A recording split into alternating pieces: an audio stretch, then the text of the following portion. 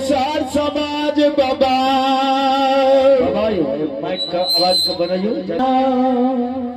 मानबै त धर्मराज छियै नहीं तो यमराज लागे छियै हो। हे हो हमरे नाम धर्मराज लागे इंद्रपुरी कविलास के बासी लागे छियै। ये हो जे सेवक सती हमरा तान मन सुरता ध्यान लगा के हमरा प्रभु जी ये हो जे सेवक सती हमरा नाम का भजल के तय सेवक सती के यही रूप लाग दिलिए हो। अगर हमरा देख के अपमान कल के जो भक्त इस संसार में भगवान ही हो गुरबी के गौरव दे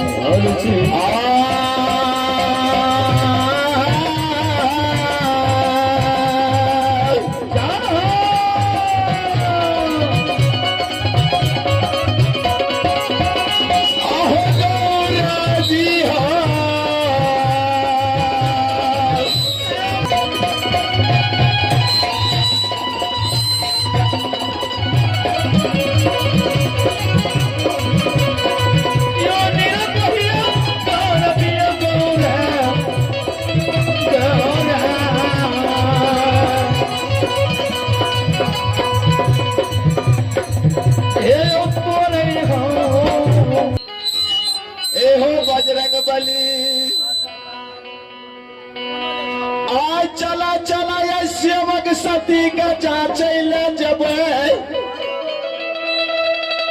हाँ देखा हमरा जांच में सेवक सती टिकै छै कि नहीं हो। नाम का आगू बढ़ा देबे जाहो नाम लिया पढ़ल चलू रात चौगुना क्या देवे कोनो चीज के कमी नहीं रखबे हो। तो चलू यार ये अचमित हे हो जय दिन हम 12 बरस कदली मन से वापस घूर के अबा ओहो भगवान हो पर अगर ये रूप लाग जब ना भगवान में सेवक सती पहचान देते से न तब आत्या पा नहीं हो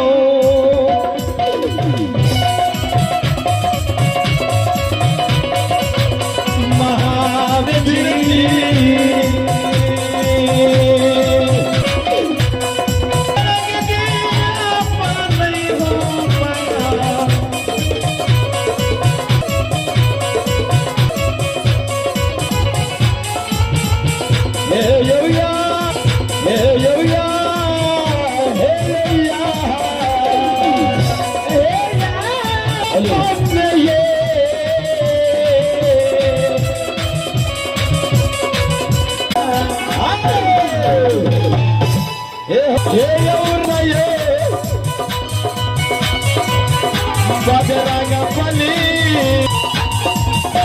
बजरंग बली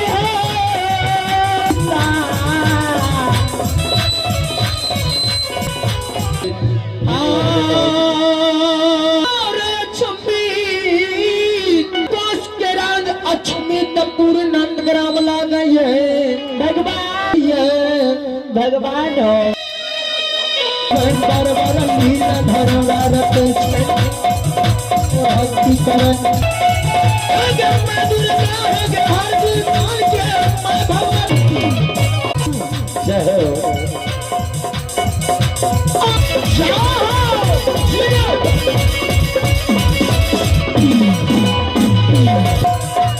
राजा चवली रानी चंद्रवती कुल्हारी वेश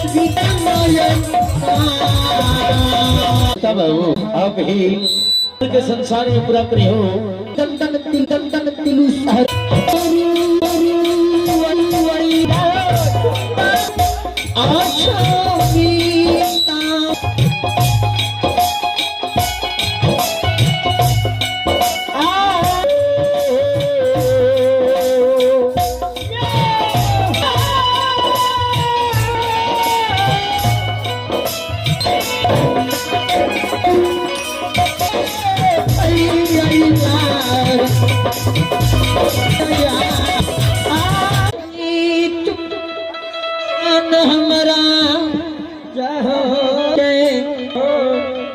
आवाज लगा